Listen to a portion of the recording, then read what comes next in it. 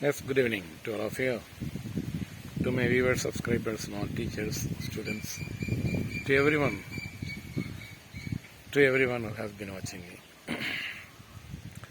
After watching this video, subscribe, share, and usually that.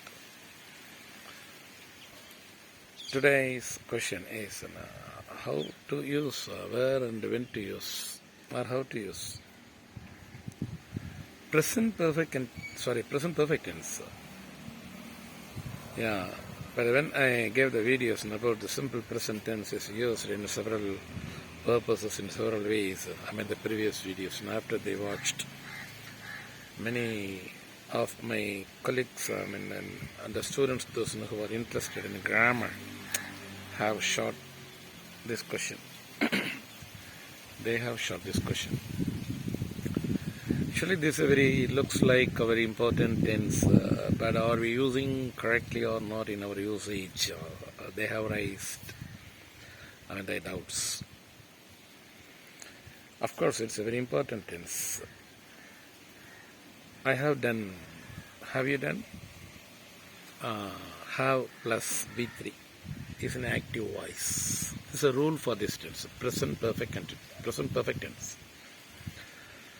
Present perfect tense, it's called. Have or has. Has for third person singular. Have for other persons. That's auxiliary. Plus verb V3 to be used. Write, wrote, written, writing. 4 forms are there, Written to be used. See, saw, seen, seeing. 4 forms are there, Seen to be used. V3 to be used for this tense. In active voice. Passive voice usually V3 is later. I'll tell you about a passive voice. First active. I have seen you somewhere. Have you completed your homework? But he has been in our place one time. How many days have you gone to that place? Have you gone? Have is auxiliary. Gone is verb, V3. These are present perfect tense in active voice. This tense is used to speak about an action which has completed, but still in our pocket. It is not thrown out. Whether you do mean or not, you get it or not, so I'm not sure. Action has completed, has gone, but still it's in our pocket, means it hasn't been thrown it. The action still it is alive. For example, just you have studied, completed, you have gotten degree. Somebody asked you, what degree have you completed? They're asking you. What will you reply? You would reply, I have completed so-and-so, like that. I, subject, have auxiliary, completed, V3, then degree. I completed so-and-so degree. I have completed so-and-so degree. I saw you somewhere. I have seen you somewhere.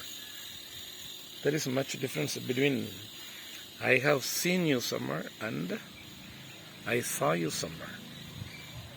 I have seen you somewhere means still such action existing but hasn't expired.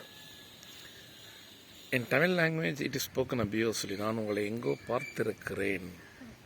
நான் இன்ன course முடித்திருக்கிறேன்.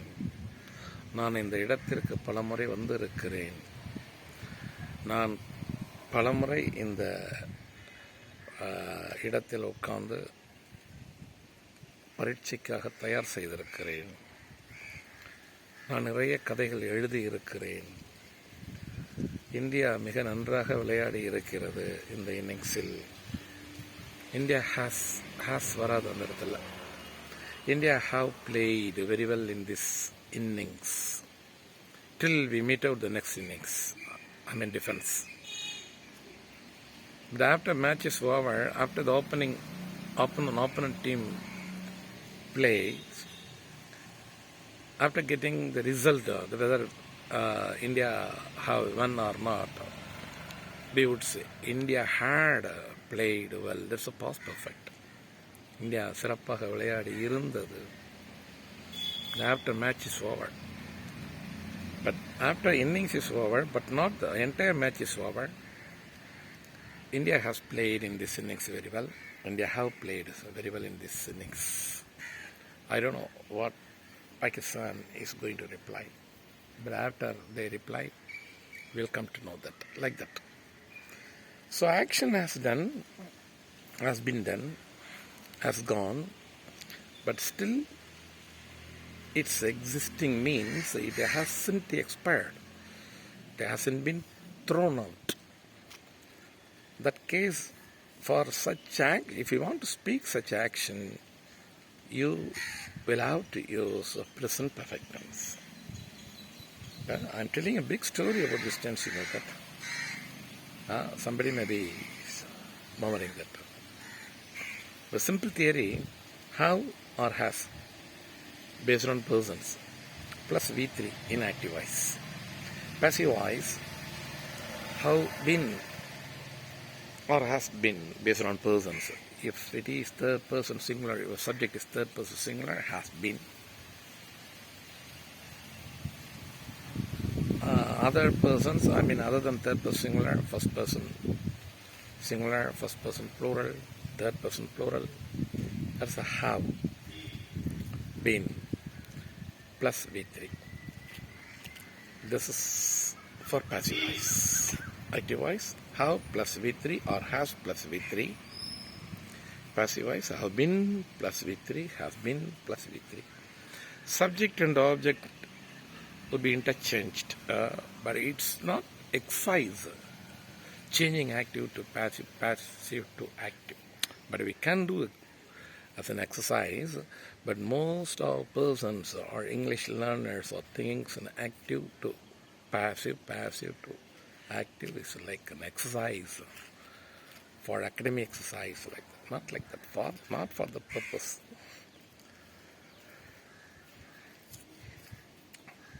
Has that work been finished? It's a passive voice. If that work has been finished. Who has finished? I have finished. Or I finished. It's a past tense. How many persons have come there? Around 100 persons have come there. COM is a V3 here. Has the program been started? Has the program been started? Passive voice. Yes, sir, it has been started. It's going on. It has been started. It is going on. It is going on as a present continuous tense. It has been started. It's a passive voice, a present perfect tense. Which topic has been chosen for the seminar? Passive voice. Yeah, our Professor Henry has chosen so-and-so topic. For example, I'm saying, imaginarily I'm saying that. Our Professor Mr. Henry has chosen so-and-so topic. Active voice, present perfect. Passive voice. So-and-so topic. Maybe it's in mechatronics has been chosen by Mr. Henry, Professor Mr. Henry, for this project. Passive voice. Is it spoken in English? Okay, it's a spoken abuse in English, but what about in Tamil? Because most of us are Tamil learners, that's why I am saying. எந்த topic எடுக்கப்பட்டுள்ளது, தேர்ந்தெடுக்கப்பட்டிருக்கிறது, எடுத்துக்கொள்ளப்பட்டிருக்கிறது என்று, which topic has been taken to seminars or to give seminar, to present in the seminar. Mr. Henry has chosen சொன்னலையா active voice. Mister Henry தான் choose பண்ணியிருக்கிறார். அதை mister ஹென்ரியால் தான் அது தேர்ந்தெடுக்கப்பட்டிருக்கிறது, choose செய்யப்பட்டிருக்கிறது. அது passive voice. Yeah, the topic has been chosen by Henry, has been chosen by Henry.